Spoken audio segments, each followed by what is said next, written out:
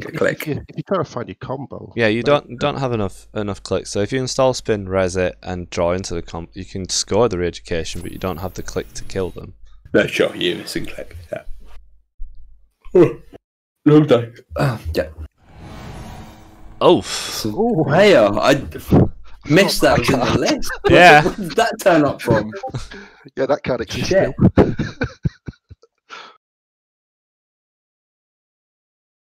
Oh, that's nasty. That's a problem.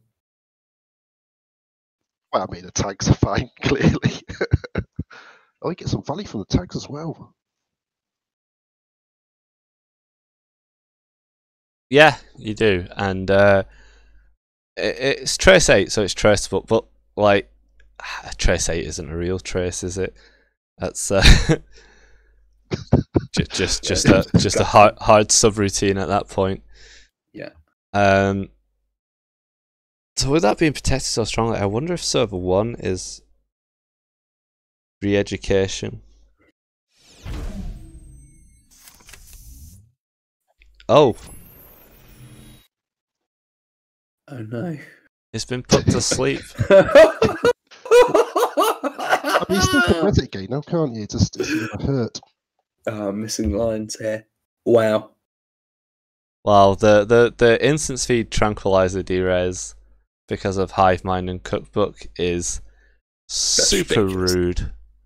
Whilst it can be resed again to kick them out, that does put Armin on 1 credit and needs to purge, otherwise it's just going to go face down again. Yeah, it puts them on 1 credit as well, which is not good. Indeed. So I don't know, like, so what, you res this, kick them out, purge next turn. It's really hard to... No, you can't even purge. Because you can purge, but you'll take all the counters off it. Hive Mind will keep 1. On their next turn, it will get a counter. So you need to purge every turn, or it is going to get derezzed. Effectively, you need to where you can res archives and nowadays to even with Turnpike, you can just run through it. So yeah, I don't think you res this. I think that surveyor's gone. Yeah, and I think whatever's in server 1, if it is the re-education, that's absolutely huge. Mm-hmm. It would feel unusual to install it kind of naked like that, I suppose, where you got psychographics, but maybe they thought it was safe. Yeah. Like, you haven't found the psychographics, and there's only one in the one in the decks, so yeah, that feels rough. yeah. So with that, especially with the surveyor, and I'm currently not having. I mean, a botulus just breaks it as well. There could also be that they're flooded and just trying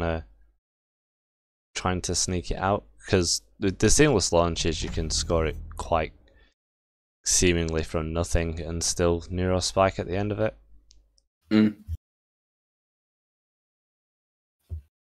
How much work does the Navi Mumbai City Grid do here in this situation for Armin? Well, it turns off botulus, but the scoring server is a surveyor that's going to just get derezzed every turn, a 1 strength barrier, and a turnpike. Whilst the botulus ice with Navi won't be broken, unless it's something absolutely decisive, the server you can just walk through. Yeah, that image chip is quite a problem, because that's basically the way the credits are for the corp. I think that's the clot on the table too. So yeah, it's looking really rough for the corp. Clot only takes away the psychographics threat. Yeah, but they don't even have money for that. Yeah, at the moment.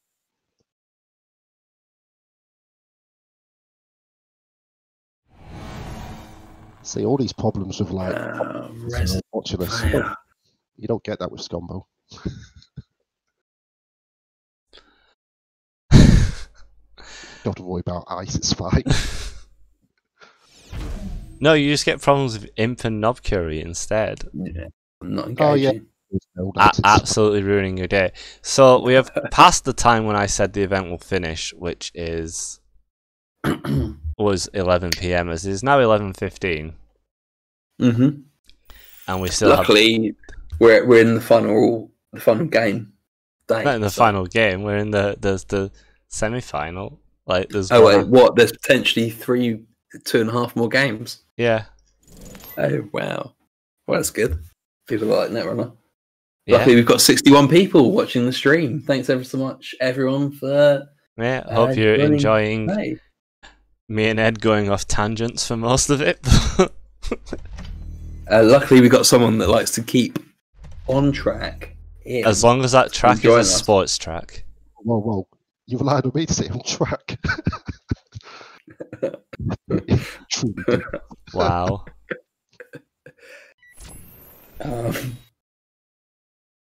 So now Tranquilizer's getting extra sleepy. With 4 tokens on, yes. That's the point. Euros 2018 Swiss finished at midnight when security turfed everyone out. So is that when you had to run around the back of the building? I wasn't there. Oh. I didn't go to that Euros, but I think someone said they had to do that. You as in people that played Netrunner in 2018. Oh, right. I believe you got kicked out. They got kicked out the wrong door, which was the opposite end from the train station. Yeah, I had to leave by a daft exit, yeah. Yeah. And had to run around the whole building to get the last train in the evening. Yeah. So it is different. Oh, it's Extra C confirming my suspicions that that's a true story rather than something I dreamt. Thanks very much. Yeah, I nearly went to that Euros, but it was my sister's 30th birthday on the same weekend, so I decided that I should probably go to her birthday and not get an annoyed sister. No, nothing worse than an annoyed sister. As someone that has a 32-year-old sister, which I believe you do as well. Yeah. No. Challenging. We've seen a purge. So it's 7 credits plays 14 credits for Pincel. So the thing that someone pointed out is if you psychographics, you can't clot before they can score. Because they score in the next window. So with clot, like whenever anything gets installed in server 1, Pincel has to clot.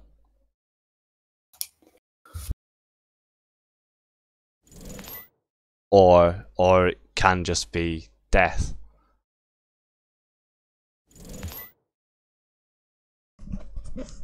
Because once psychographics resolves, it's the co-op's priority to do stuff, which includes the scoring.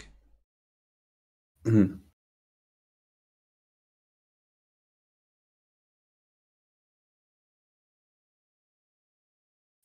How much credits is in your Spike? 3. Okay. So you need 8 to do the combo. What is it with all these game winning like combos only needing 8 or 9 credits? Extra colder. I've been in a karaoke bar at 4 AM on Broad Street in Birmingham. There are places that serve alcohol.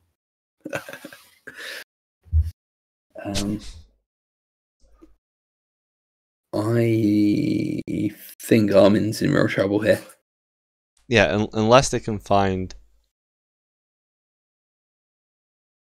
Saying that, the daily quest is given the credits needed, but. Yeah, but I think as soon as anything gets installed, Pincel just brings out the clot in fear of. You got triple simul chip on the board. Yeah. What's the 2 cards in hand? Yeah. There is the thing where you just install a bluff basically to get them to bring out the clot, and then you can purge it. Hopefully, and I believe there's still there's laborites in hand as well. Yeah, there must be. Yeah.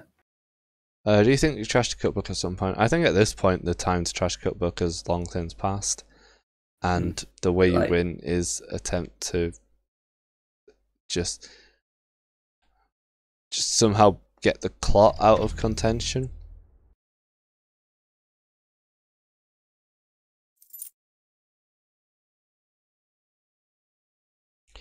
Clot does feel like it would be how the game ends as well.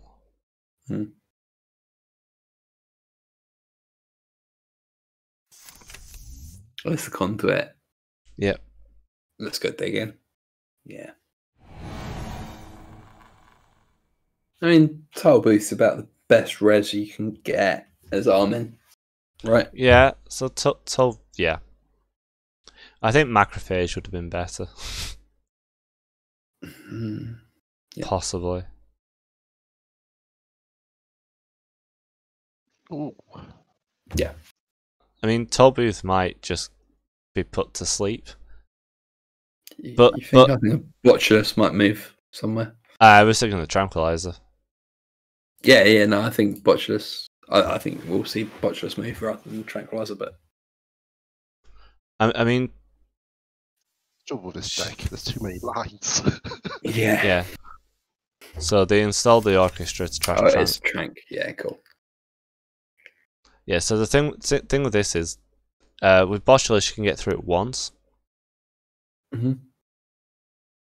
But doing this, you turn it face down, and it means you can just constantly go in to R&D this turn several times. Sure.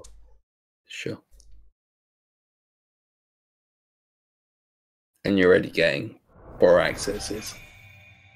And yeah, because you're seeing that's not going down. That's not going down over the next 3 clicks. So. I mean, it's even more because you trashed one of the cards. So this is going to see most, if not all, of R&D. Like, there's still an access after these 4. Yep.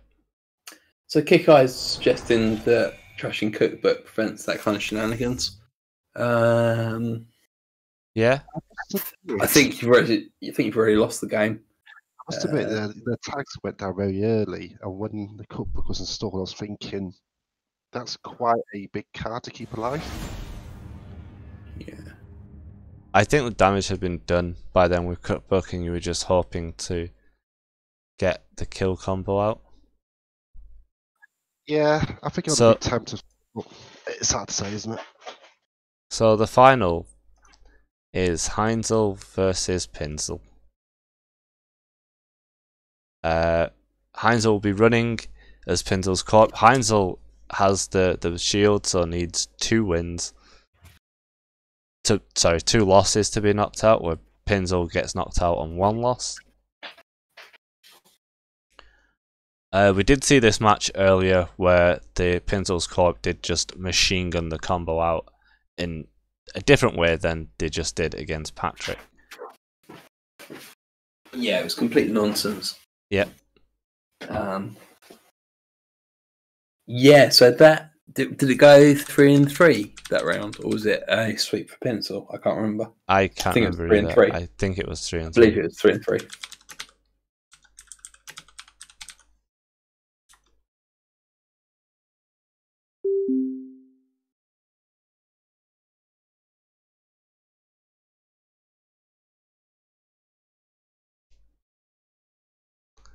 So I'm not sure who's favourite here.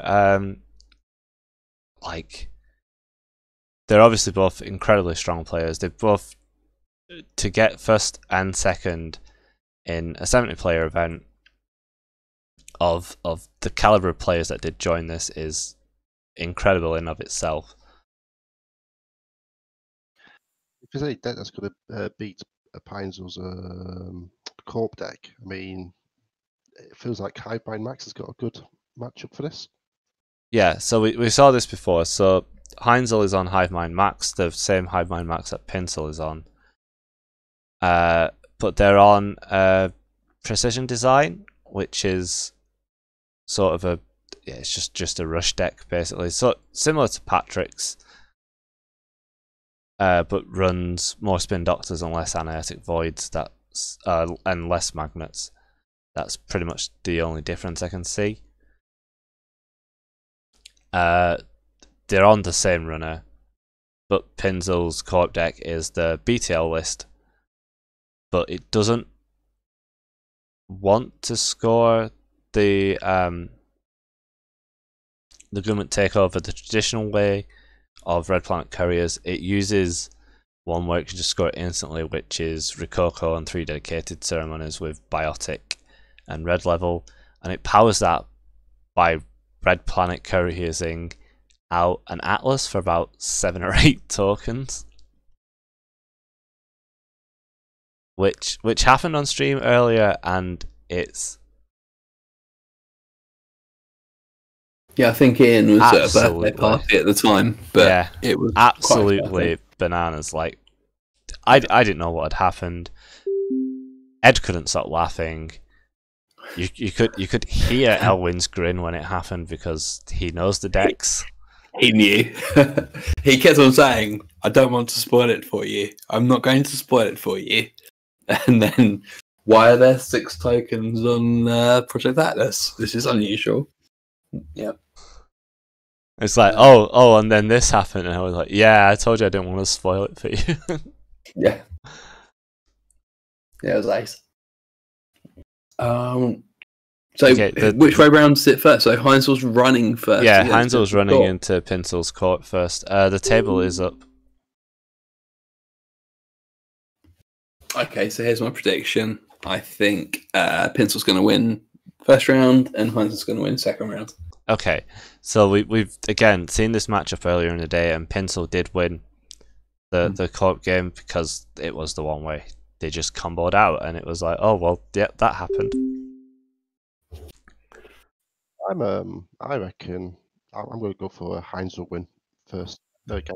Heinzel win and just clean up the event here and now. Yeah, and then we can all go to bed.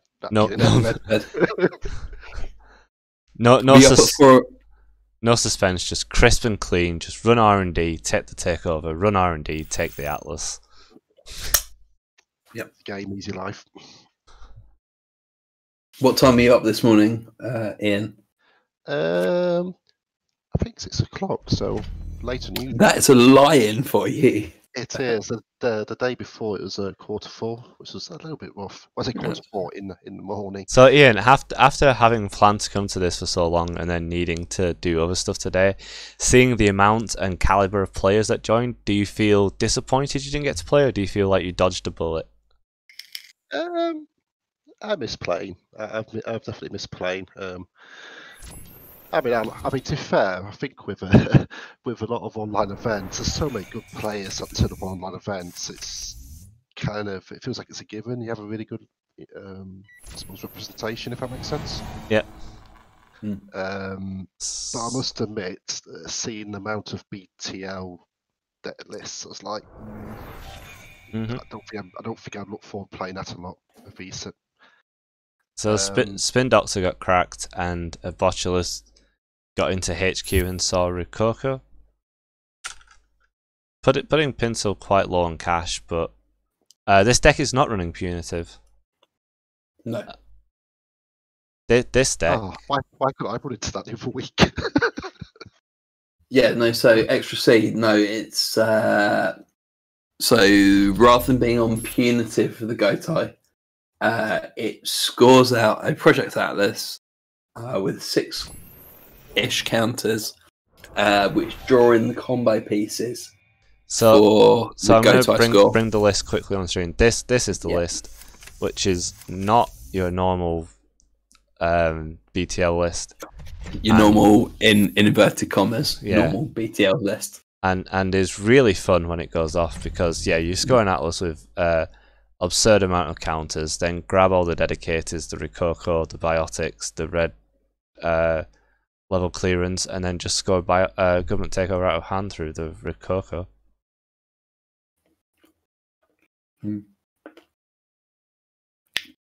No, it's not game over. No, But on the flip side, it is kind of I think the deck's called CI6, in that you score out a 6-pointer in one turn. Yeah. Patrick saying it was that he was trying to do against him of accessing the takeover early due to the lack of punitive. Yeah. So R&D isn't protected, which and server server 2 got an advancement counter, which makes that seem like it. So the deck doesn't have NGO in, I don't think. I could be mistaken there. No. The only assets it runs is the Rococo, the Spin Doctors, and the Wall to Wall. Yeah, it's just a single Rococo, obviously for combat turn. Oh, and no messing around. Out comes straight away. Oh, the Go-Tai rip. Oh, and there's the takeover. The conduit. You'll call me mad for these predictions. The conduit might be down. a concede. I mean, you can still win by comboing out and scoring. Atlas. Yeah, big digs. But I always say, this like not covering R&D looks like a soft concede at this point. I think yeah, this is a mistake. Huh? I'll tell you what, you live by the sword, you die by the sword. When you yeah, take your deck. No, I think, like you said, Pinzel probably played the odds that the takeover wasn't there, and then the conduit. Worth noting, Pinsel mould and then play the Spin Doctor. Yeah, it could have been really bad in HQ as well. Yeah, I mean, there's no punitive in this. The deck was a pure combo deck. Yeah, this was a Rococo that was being advanced with Aket once.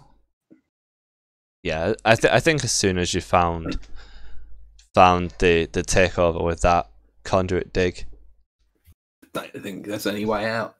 Yeah, just because when they put the Simi chip out and they milled the conduit and they had ferment as well, I was thinking, God, I'd be so tempted to do a conduit dig.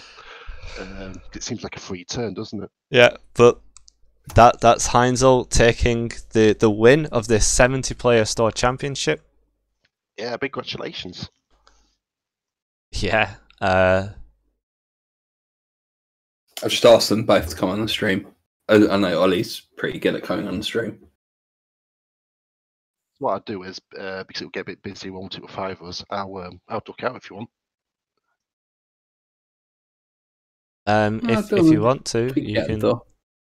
Yeah, it'll get you can busy, stick so. around. You might have some relevant questions to ask. Nah, I'd even play Scum. I'm not interested. You might have some irrelevant questions to ask. Yeah, I wonder if they know what colour fuel glows. Oh God. It's for the best. So yeah, we'll see if we can get them on stream. Aki, you know how to sort that out. Yeah, I've given them the role. They just need to join. Yeah.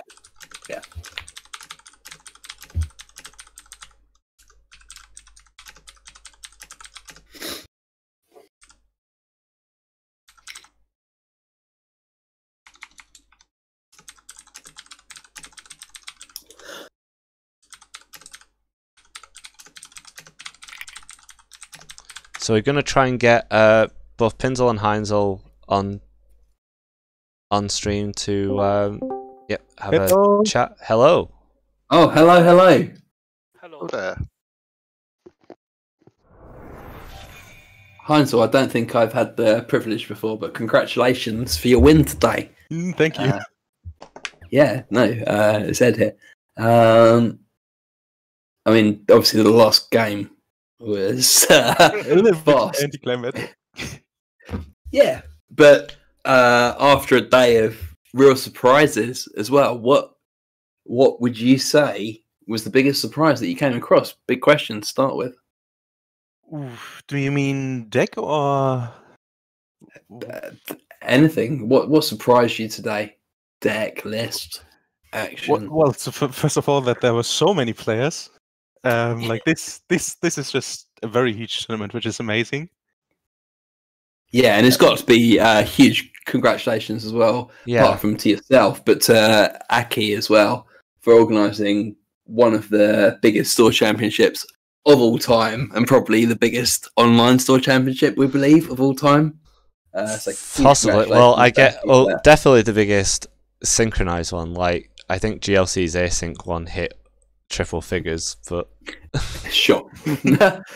yeah, we had a triple figure tournament, but yeah. But no, more to the point, Heinzel. So going into the last matchup, did you feel confident that you were going to win versus that list? It's a list it's a list we didn't know. Yeah, I knew the list, and I was very worried because Pinsel already swept me in Swiss.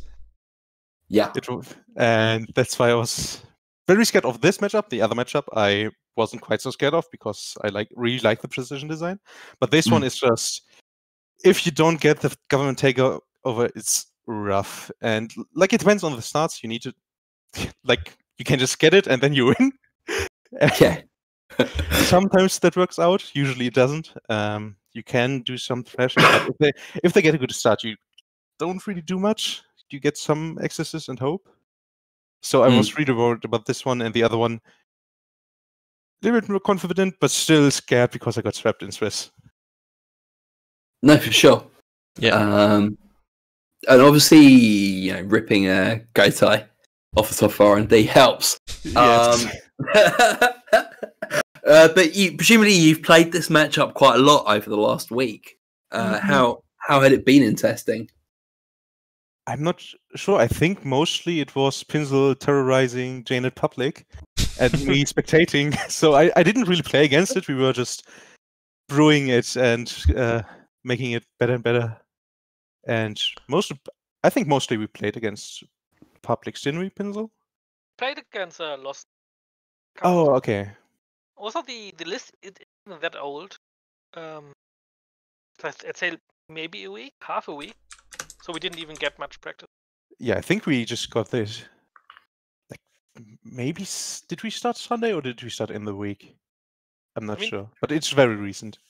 Also, the deck evolved. Like over it had like 2 or 3 like significant changes. The first, the deck that didn't even play government tech. We were last week. Thought, okay, they built the last deck. It's a bit ridiculous. Like the War of the Worlds was like the triple TFI, hostile, and Atlas. No, it was Gotai. It's a pretty nice. Gotai. Yeah. And so I thought, okay, it's pretty nice. The identity suit. Also, if you just go Atlas, then you can just go. We can play RPC with Atlas. Put all the tokens on Atlas with RPC, and then you can fast advance like GFIs and hostiles, and then you just win. So that was like I think a week ago. And then we tested that a bit because we wanted a new spin on the Dirtle list because it was so rich and it was like it felt like there was something else. And then Elwin called it CI6, which I kind of liked. Yeah. Yeah, we streamed your game in round 3, and we all thought it was just a standard VTL deck, War of the Worlds, as I think Rob called it. Yeah. Until you scored the Atlas with 6 counters, then the next turn of the 3 dedicated Biotic red level clearance, we had no idea what we watched. It was amazing. And we had Elwin on commentary saying, I told you. I told you. I told you. I told you. I didn't want to spoil it for you. Yeah, exactly. It was very good fun. Heinzel, what do you think the toughest matchup is then for the PD deck? Because that seems to be the stronger of the 2 lists, actually. I'm not entirely sure, just because like the BTL is very strong in my opinion, and I wouldn't necessarily say that the PD is better, but I think the PD is very strong. But I'm not sure about the matchups because you have like stuff that's fast because you really want to have the remote. because I was worried about APOC, but the deck has a lot of tools against APOC with playing border control and the defensive upgrades, and also playing the MCA. And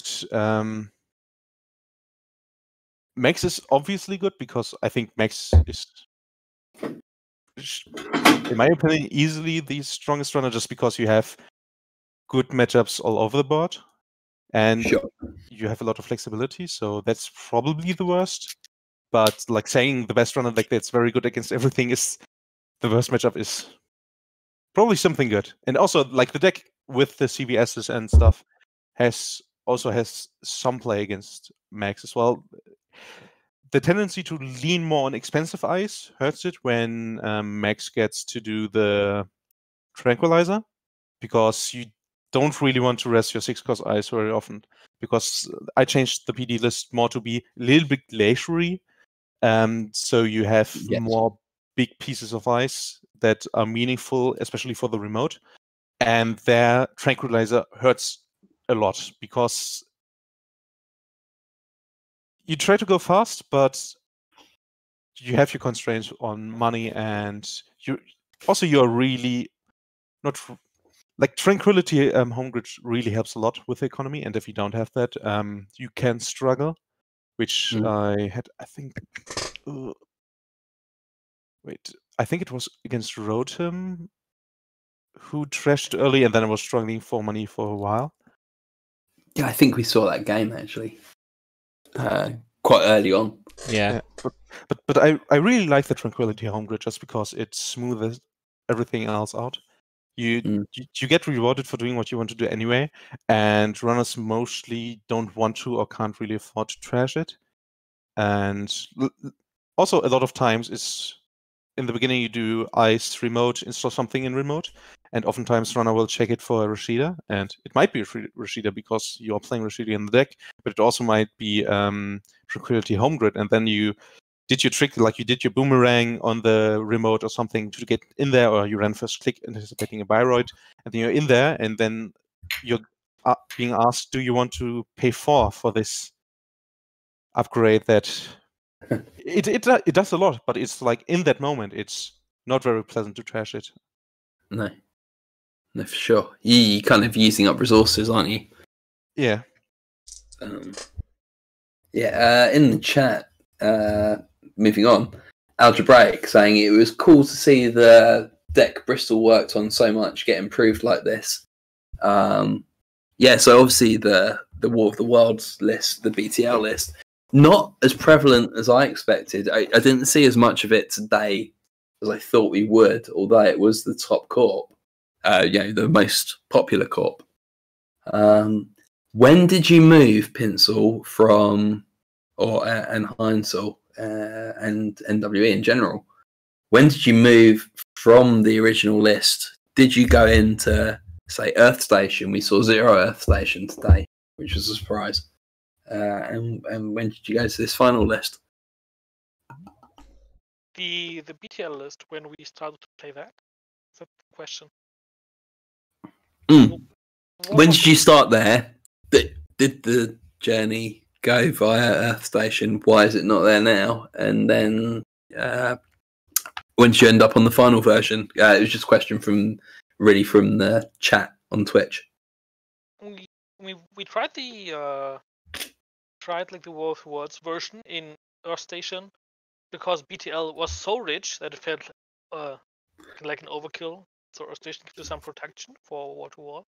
But in the end, it was like it had some issues. It was slow, and you just had to wait and find the government takeover. And the agenda suit, like having to play one agenda more. Not so nice.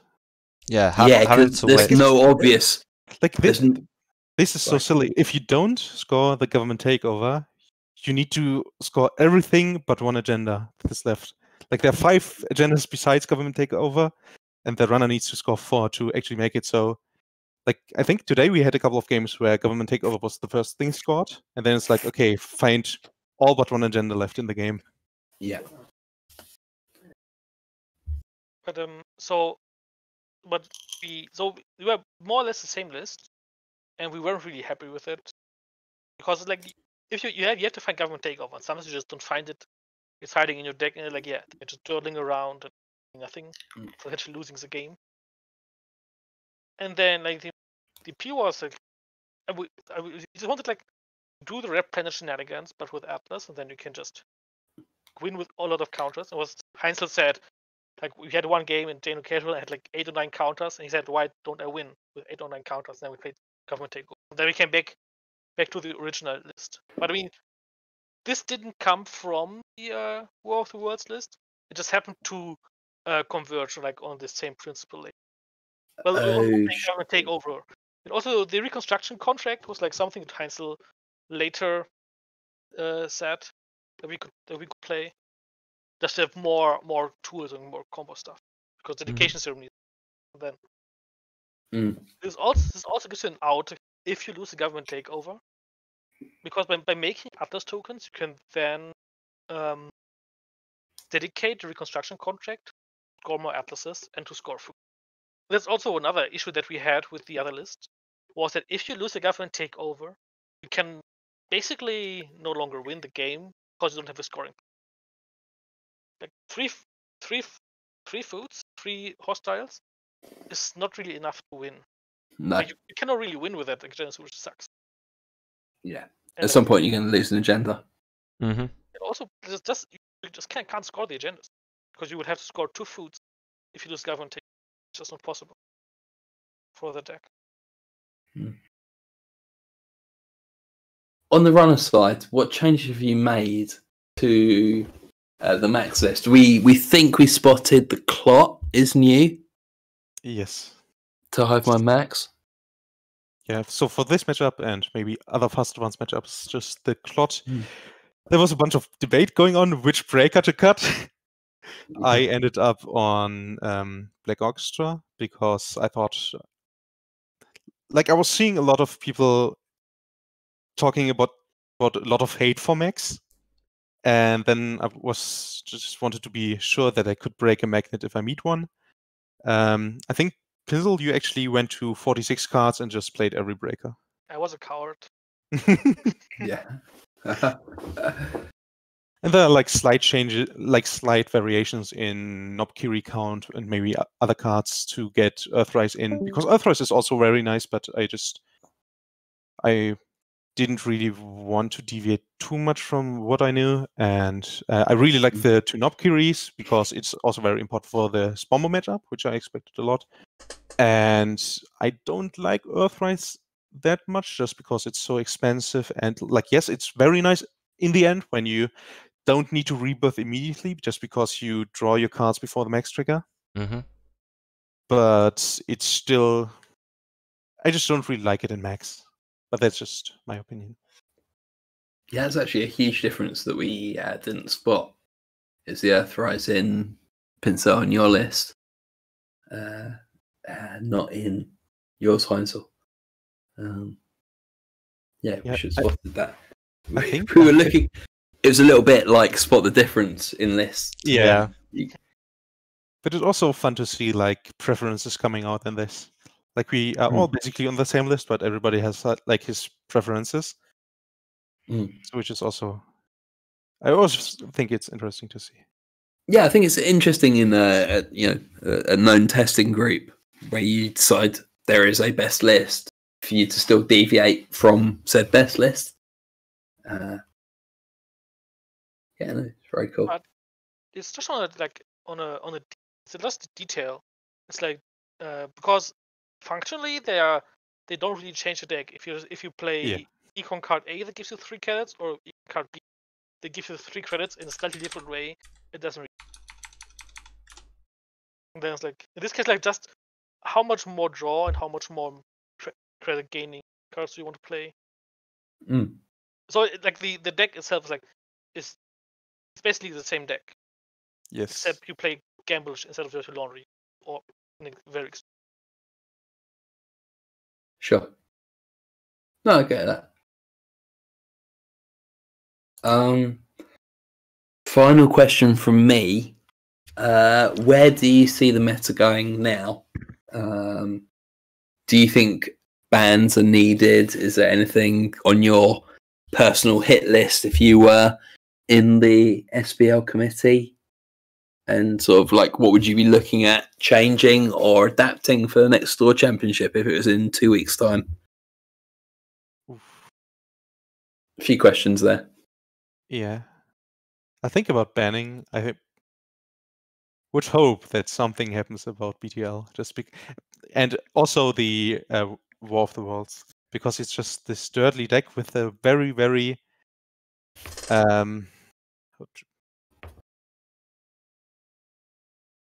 bad agenda suit. Like, not bad in the sense that it's a bad agenda suit, but that agenda suit is just filthy. It's just so unfair.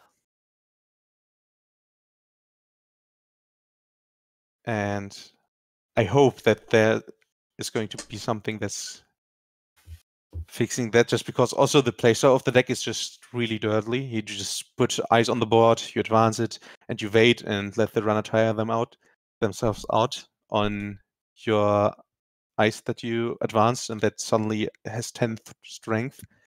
And once the runner managed to get you down to almost no credits through very tough work, then you play mass commercialization and just destroy all their hard work. And I hate playing against this deck. I really don't like it. And also the other version. I want to play it because I can see the ban hammer swinging. Like, it has to hit something. There's just no way that like the banners team is going to let this monstrosity live through the next. Because No. It's also very consistent now, just like worse than just being not fun to play against. It's also that they just win way too consistent. Yeah, and way faster, because before you had to wait to draw your government takeover. Now you can just fetch it with your combo pieces and just go off. Like, sometimes it doesn't work out with the deck, but oftentimes it can. And then you just are way faster than the usual BTL while you're still doing the same kind of stuff. Mm-hmm. The combo pieces also, like the way the deck works, also allows you to just get around any hate. But for example, I mean, the main purpose almost of the reconstruction contract combo with like 7 or 8 counters is that you don't lose shape, because you can just like you can just burn everything or getting the Atlas tokens against APOC decks, and then they can just kill your whole board and just. Or if you play Clot, if you have enough Atlas tokens, you can just red level CBS. Like, the deck also just can get through any hate, because the Atlas just gives you whatever you need. Yeah, I still have flashbacks from when you swept me in Swiss, when you won on turn 7 with this deck. Yeah, it was one of my favourite games of the day, but also kind of a difficult game to watch. It was very one-sided. Aki, I don't know if you can just pop pencil up a little bit. No, I've volume. Said they're on max volume. Yeah, no worries. Just like my sort of final roundup question from me personally. Algebraic in the chat, one of the creators of the BTL list, asking, do you ban Masscom? Do you ban RPC? Do you ban Red Planet Couriers? Hasn't included government takeover, but I presume you have to include that as well in the ban list. Yes. Or do you ban a combination of those cards? Do you think the deck still survives just taking away one of the pieces? I think you need to take away multiples. It's a tough question. So like, everything's got something different. For example, if you take away Masscom, you take away their way to recover, but that might mean that they just get way more dirtly. Like, I think this list might not survive that. So I think we asked this question earlier in round 3, and the opinion between us all who were on stream at the time was very split between Masscom, Takeover, and Red Planet. Yeah, I think you need to go with multiples. And yeah, I think you need to possibly hit more than one. Yeah. Because like Masscom lets them recover from being siphoned into the ground by someone getting 20 credits, but if they didn't have that, their ice suite is still pretty pretty taxing, and you can just click for credits, and all you do is make, as you said, the deck more dirtily. Removing Takeover, which I've never really liked the card. A 6-point card being limit 1 per deck is so swingy. Like when it shows up, it will end the game. But yes, there's one somewhere. So and you know, Legend has it that it has a hidden ability to click for credits that I've never seen anyone use. So I've heard. Yeah, but I don't think I've ever seen that been played in a fair deck. It always either combos it out somehow, or use it as a way to leverage. Hey, you're going to take this and die to punitive.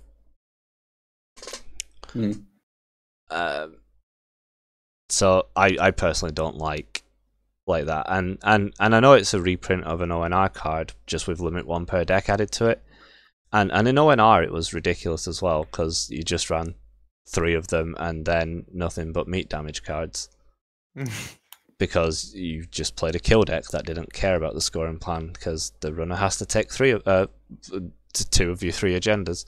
Yeah. The other thing. What was the other thing that got mentioned as a possible target now? Masscom. Oh, Red Planet. I mean, that was just Red Planet is such a meme card, and I think if it takeover goes, it doesn't have any. I mean, you can make a Super Atlas with it, I suppose, but. I feel like you still can do stuff with it, just because, like this list. Well, it's difficult to say because this list can score without a government takeover as well. Just because playing, like being able to draw 6 or 7 combo pieces out of nothing is just so strong, and also that card also rewards like these. I would just say that in general, pieces of ice that you can advance and in this type of ID are just not very good for the game, in my opinion, because it turns into this dirtly kind of playstyle. And Red Planet Couriers is also a card that encourages that because you want to do that and then reap the rewards from turtling, putting ice there, advancing it slowly, and or maybe fast if you play Dedication. And I think like if that card goes, the deck is just dead. But I think of the 2, Red Planet is like the least ban-worthy actually. Though it does what Hansel says. Simply because without huge payoff in the form of points with government takeover, even if you do like a dirtly deck with that card, there are like enough points distributed in the corpse deck that you cannot just, and then you can just use it in a normal glacier strategy. Just put the Atlas in the remote and then try to do it like that. That's a fair way to do it. It's just that the moment you use it to score government takeover, or in a combo with Biotic, then it becomes absurd. But I would say scoring an Atlas with 6 counters is also very absurd. It is, but I think. Or in a game earlier today, which I was spectating, it was, I think, 14 counters with 12 cards left in the deck. So can't even get the full value. More counters than cards, wow. Yeah. Yeah, that's pretty brutal. Lost Geek posted an image on Slack of them having, I think, 20-something counters on an Atlas. Yeah. I think that I've been at the point where I had more Atlas counters than cards in my deck. Yeah. I'm going to wrap this up. A second time from my side. So Patrick said that Heinzel, as the winner, you're on basically legit decks, nothing offensive. Would you say there's nothing offensive in your decks? And I really like the Max. It's doing a lot of unfair stuff, but it's like really toolboxy, but also Botulus is really unfair. Like you just don't. A lot of the times you just don't care about ice, and I really dislike decks that do that because I really like ice. But I think actually it's kind of fine. Like it didn't turn out like the turnout for this deck wasn't that huge. I think 8 players brought it in a 70-player tournament. That seems okay. Just to interrupt before we move on to PD, do you think that's just because the deck's challenging to play and challenging to find the lines? I know some of the Bristol players know the deck well, but didn't feel comfortable playing it for 12 hours. I'm actually not that sure. Like, yes, you need to think a lot about it, and practice definitely helps, but and you need to know what ice the opponent is playing and generally what your game plan is, but that can also shift in the game. And like it's a really dynamic deck, and that's what I really love about it, because we didn't have one of those in a long time, in my opinion. But that also makes it taxing to play, because you need, like, you don't have your set game plan from the beginning, like other decks where you, for example, want to farm turning wheel counters and just contest the remote when they want to do something, or similar stuff. And like this is just react to the situation and try to do what's best. And but that also means it's really hard to actually learn, because in those instances, like there are so many diverging paths, and you don't really know what would have happened if you took some other path. So you really need to think about, like, what are you trying to accomplish and where are you going? Also, like with, for example, with your labor rights, what are you doing with those? But to be fair, mostly it's just get back the simul chips, because they do everything you want to do anyways, unless you're missing something specific that you want to have in play. So it makes your decisions matter, because you can do almost everything. You can apply HQ pressure, R&D, you can contest the remote, you can make money, but like whatever you do, it takes away something from another part that you can do.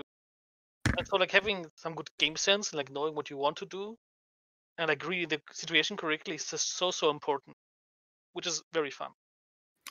Yeah, but then say from a sort of casual player perspective,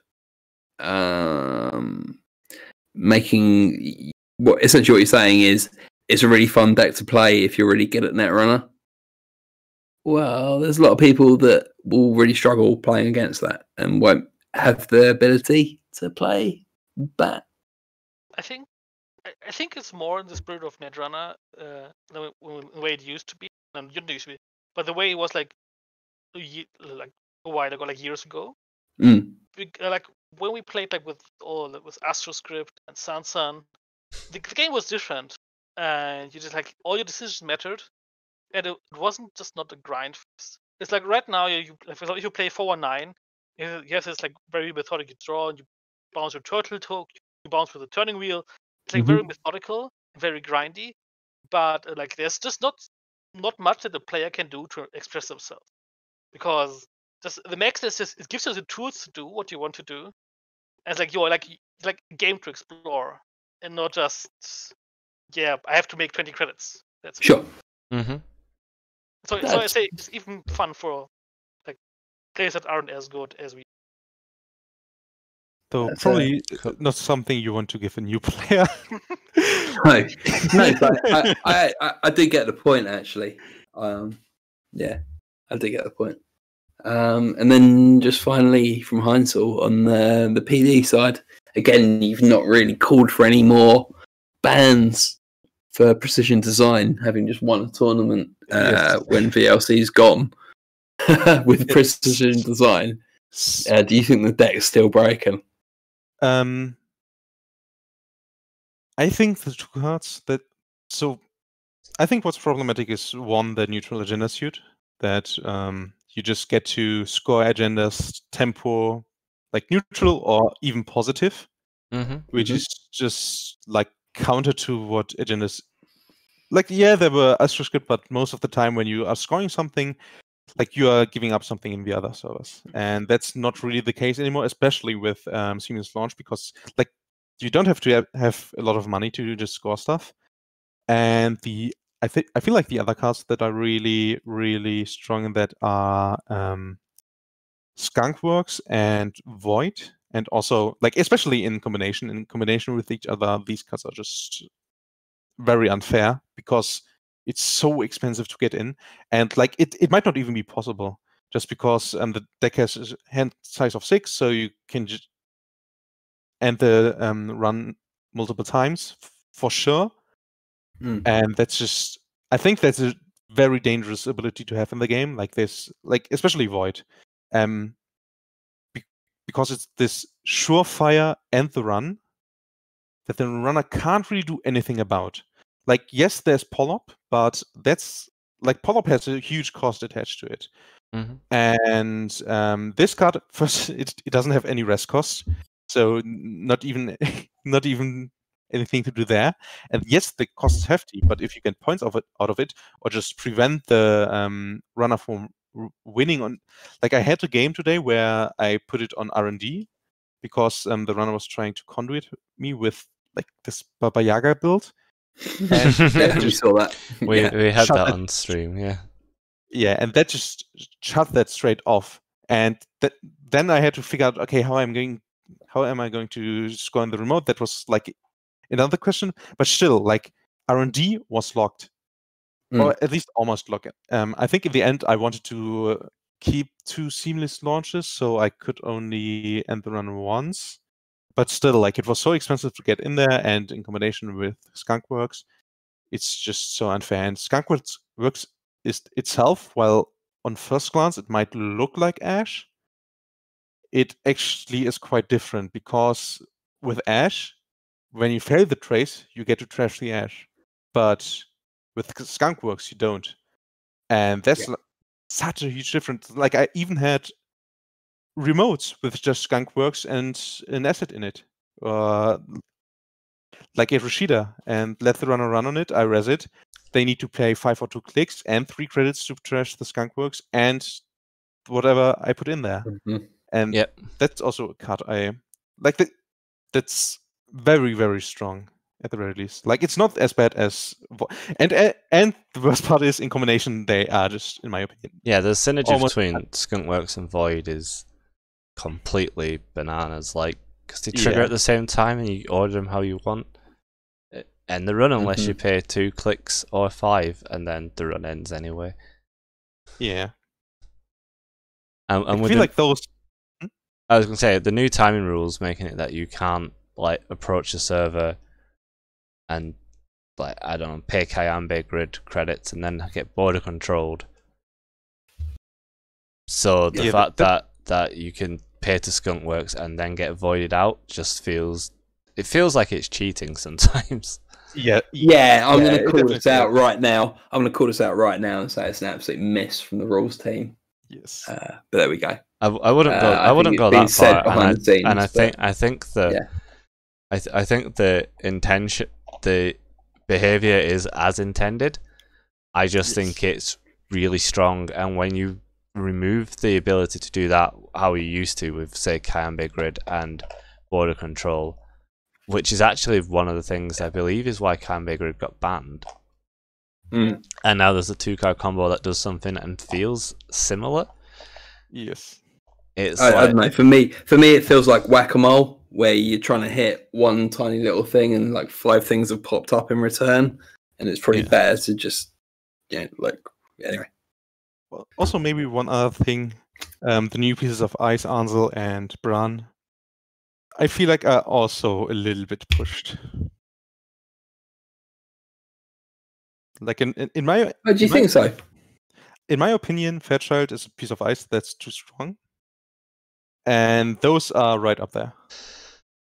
Yeah, I think Ansel's as good as Fairchild, but I don't think either of them are pushed, and I think Corpse need strong ice. Yeah, Bron, I don't think I've seen a single Bron today, although I think it's a great piece of ice. No, there has been Bron. The winning deck list was running 2 of them.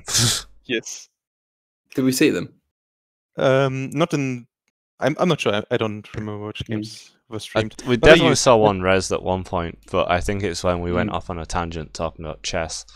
Heaven forbid. It's also amazing with border control, because then it's just like, okay, I get to reuse my border controls, and it's very expensive to break. And like the face check isn't as relevant, but the taxing ability is very relevant because it's 5 to break for paperclip. Yeah. And it's only 6 to res for 6 strength with Yes. 3 subs, which, you know, back in the day that cost 8. Yeah. And So- I'd say install a Dead Ice is probably better than 1 brain damage. With time down. So different. Yeah. Algebraic missing the chess chat. Algebraic is currently commentating / running a chess tournament on Slack for Netrunner players. We're calling it Yog Champs for those that know what PogChamps is.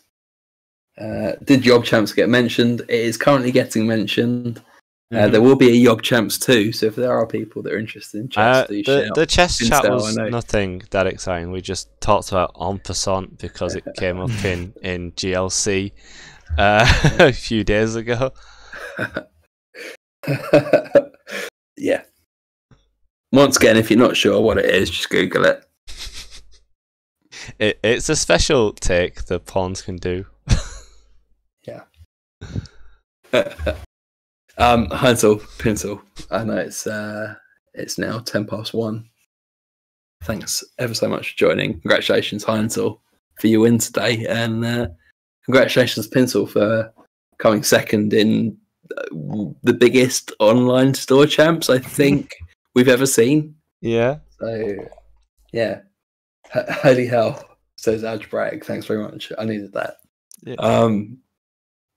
Aki, thanks ever so much for running today as well. Yeah, it was great fun, and like it's been absolutely surreal to watch the ticket sales just slowly, steadily go up. Like I said, sarcastic, like if we got 50 people, I'd throw in a Colossus playmat because it's a Colossus event, and then I was all like bigging the event up, going like, "Oh, we currently have checks notes, throws Colossus mat onto prizes." And then I woke up this morning and checked, and it's all like, "Oh, 70 tickets have sold." I'm like, "All right, yeah, that More than happened." expected. Yeah. We'll put it this way: the top 34 are getting Peace and Our Time, and I expected those to be participation prizes, not top half. So that's good. It's very good. Yeah, I have to work out who gets all the prizes tomorrow. I drew door prizes in there, which got posted in Slack. There's some more I need to draw, which I'll do tomorrow. I believe there's medals. Yeah, there's medals for first, second, and third, featuring people in a marathon because I'm hilarious, and they're running medals. They're also engraved with the date and where you finished. That's really cool. Yeah. I have some album codes from Trip Mirror to give out to the people who made the top of their factions, or the second highest in the case of like people obviously who topped in 2 different factions. Which I get to work out tomorrow. I got some tarot cards from TN Inc. to give out randomly. By tarot cards, and they're really worth checking out as well. Yeah, so they're tarot size IDs, and they did Geist. That's the only one I can remember. But they are really nice, and tarot cards are very big compared to Netrunner cards. So just like putting down this giant Apex for those silly games where you play Apex is gonna feel really cool. And one of them's Max as the Hanged Man, if you know tarot cards. I don't, but I do know the tarot card alt-arts, and I think they're awesome. So, yeah, no, really cool prize. Yeah, and thanks everyone for joining the stream today. Yeah, I'm gonna jump out now. That's I was gonna say. I think after 13 hours, it's a good time to wrap up the stream. Thank you everyone who joined to watch. Thank you everyone who played in the event. I hope you've enjoyed it. Hope you enjoyed listening to me pretend to know what I'm talking about when it comes to this game. Thank you. Heaven forbid, if you think you're pretending, imagine how I feel. I just make promos. Like, thanks to Tom Clusterfox, who did the scores for the first 4 rounds of Swiss until they unfortunately felt sick and had to leave. That was a massive help. I don't know how I would have coped if I had to run the stream and put the scores in. Ran the tournament for the first 5 rounds. Yeah, 4 or 5 rounds. Yeah. Thanks to Ed for keeping me company and co-commentating the entire stream, and Elwin for jumping in for a couple of rounds, for Russ for jumping in for a couple of rounds. It was really nice to have refreshing voices. I suppose thanks to Ian for spamming memes in chat about sports metal, and then coming on and talking about sports metal when sports metal wasn't even being played. And thank you to you two for coming on to chat about the decks that you've made the top 2 with for about half an hour, because I know it's like, it must be 20 past 1 where you are. Yeah. Yeah, but Pencil sleeps at like 6 o'clock in the evening and is awake at 5 a.m. We all know this. But they've been playing Netrunner at 6 in the evening because this event lasted 13 hours. Pencil's been asleep. Trust me. At some point, Pencil's had a nap this evening. I mean, I have seen Serenity at one of my store championships ID and used the time to sleep. Cool. Well, yeah, I'm going to wrap up the stream here. So once again, thank you everyone, and hope to see you at the next event, which I don't know when there are any coming up, but you should check out Always Be Running. And Store Championship season is on, so I expect some will be popping up. I know we sold a lot of kits. I'm hoping to play in some with whatever decks I make. I know there's a Bristol Store Champ coming up soon, but dates will be released quite soon. Ah, cool. Yeah. I'll be streaming any events I play in as well. Yeah, I need to sleep, I think, or bedtime. Yeah. Right. Thanks ever so much, everyone. Thanks. Bye, everyone. Again, Heinzel. And congratulations to Heinzel. Thank you. Bye. Night, Pencil. Bye. Bye.